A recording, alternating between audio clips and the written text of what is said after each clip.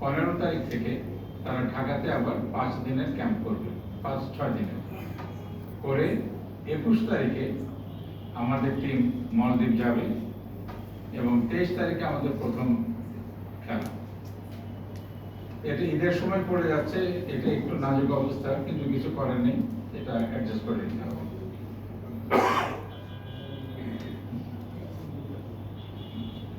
ওখানে 2টা গ্রুপ করা হয়েছে।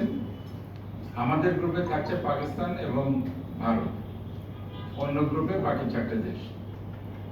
আমাদের গ্রুপটা একটু শক্ত, আশা করছি আমরা ইনশাল্লাহ সফল হব, কোনো অসুবিধা হবে না। 14 তারিখে আমাদের ক্যাম্পে সব যোগ দিবে এবং আমাদের জাতীয় টিমের সাথে একই হোটেলে তারা থাকবে, যাতে ইন্টারাকশনটা ভালো হয়, প্রস্তুতিটা যারা একটু আমরা ভালো করতে পারি। ওরা যাওয়ার আগে আমরা চেষ্টা করছি আমাদের ন্যাশনাল টিম কিংবা প্রিমিয়ার লিগের যে কোনো টপ 2টা টিমের সাথে, 2-3টা টিমের, মানে টপ 5 এর ভিতরে যে অন্তত 2টা টিমের সাথে তাদেরকে প্র্যাকটিস ম্যাচ অ্যারেঞ্জ করতে। তো দেখা যাক এটা কতদূর সম্ভবপর হয়, বিকজ ঈদ চলে আসছে, ক্লাবের প্লেয়াররা সকলেই তো বাড়িমুখী হওয়ার একটা ইচ্ছে তাদের থাকছে। নানান ধরনের প্রতিকূলতা আছে, তবু তার ভেতর দিয়ে আমরা চেষ্টা করছি what best we can bring for the country. এখানে আমরা আন্ডার 20-তে যে টিম আমরা রেডি করছি, সেখানে ম্যানেজার হিসেবে সাকিব কাসিম থাকছে। কোচ হিসেবে আমরা নতুন নিয়োগ দিয়েছি, এটা 1 মাসের একটা চুক্তিভিত্তিক নিয়োগ, মার্ক কক্স, এবং ওনার খুব ভালো একটা কোচিং ব্যাকগ্রাউন্ড রয়েছে এবং প্রো লাইসেন্স রয়েছে, এবং ম্যানচেস্টার ইউনাইটেড সহ ইংল্যান্ডের অনেক নামকরা টিমে তিনি কোচিং করেছেন এবং এই ইয়ুথ ফুটবল নিয়ে, গ্রাসরুট ফুটবল নিয়ে তার কাজ করার অনেক অভিজ্ঞতা আছে। তো সেই সুবাদে আমরা মনে করলাম যে এবার যেহেতু আমরা সর্বাত্মক চেষ্টা করছি, এই ধরনের একটি বড় বড় ক্লাবে যার কাজ করার অভিজ্ঞতা রয়েছে, আন্তর্জাতিক অভিজ্ঞতা রয়েছে, তাকে যদি আমরা এই টিমের সাথে আমরা সংযুক্ত করি, আমি আশা করি সেখানে আমরা অনেক ভালো ফল পেতে পারব। তো সেই সূত্রে mister Mark Cox, let me introduce to you, and he is over there, and I would like to welcome him to our team, and I hope that with his support the team will be doing the best possible for us.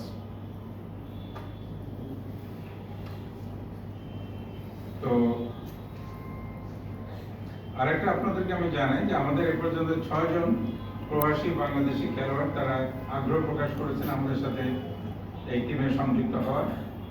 এদের ভিতরে যারা এসে পৌঁছাবেন 14 তারিখের ভেতরে, আমরা তাদেরকে 15 তারিখে একটা ম্যাচ আমরা খেলতে যাচ্ছি আবাহনীর সাথে। তো ওই ম্যাচটাতে এটা কোচের জন্য সুবিধা হবে প্লেয়ার সিলেকশন করা এবং তাদেরও প্র্যাকটিস করা। তো এরপরে ওখানে যে কজনকে সুইটেবল মনে হবে আমরা তাদেরকে টিমে সম্পৃক্ত করব।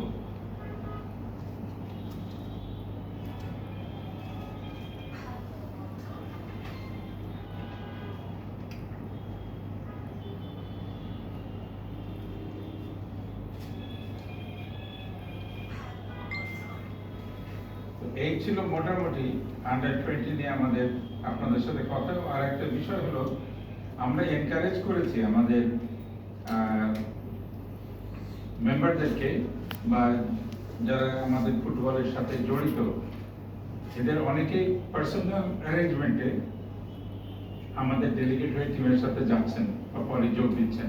এটাকে আমরা এনকারেজ করছি, বিকজ আরো 2-4-5 জন থাকলে টিম একটু এনকারেজ ফিল করে এবং এটা সকলের জন্য একটু সুবিধাজনক হয়। এবারে কয়েকজন এরকম যাবেন, 2-1টা একাডেমি থেকে একাডেমির কোচরাও যাচ্ছেন খেলা দেখতে, এটা তাদের নিজস্ব আয়োজনে তারা যাচ্ছেন, আমরা অল লজিস্টিক সাপোর্টটা আমরা দিয়ে দিচ্ছি।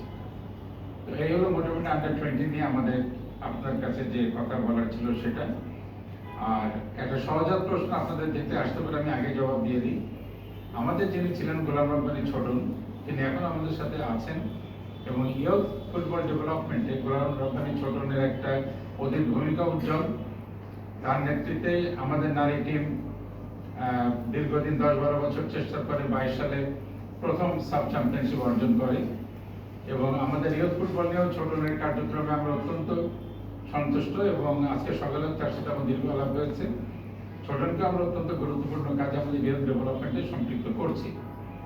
এবং আমাদের যে সিচুয়েশনটা দাঁড়াচ্ছে, আগামীতে আমরা যেভাবে এই ডেভেলপমেন্টের কাজটা এগিয়ে নিতে চাই, সেখানে শুধু একটা মার্ক কক্স, একটা ছোট এগুলো দিয়ে হবে না, আমাদের এই লেভেলের আরো অনেক কোচ প্রয়োজন হবে। সে কারণে হয়তো এমনও হতে পারে যে আমরা 2-1 মাস পরে আপনারা হয়তো দেখবেন আরো একজন ফরেন কোচ আমরা এখানে যোগ দিচ্ছি, যার ব্যাপক আন্তর্জাতিক এবং এই ধরনের অভিজ্ঞতা রয়েছে। তা আমরা আমাদের দিক থেকে সর্বাত্মক চেষ্টা করছি, এবং আমরা সকলের সহযোগিতা নিয়েই একটা অত্যন্ত আন্তরিক পরিবেশে আমরা সকলে মিলে কাজ করছি। ধন্যবাদ। এখন আপনাদের যদি কোনো, কারণ ইফতারের টাইম হয়ে যাচ্ছে, তো যদি জিজ্ঞাসা কিছু থাকে না, ছোট মাধ্যমিক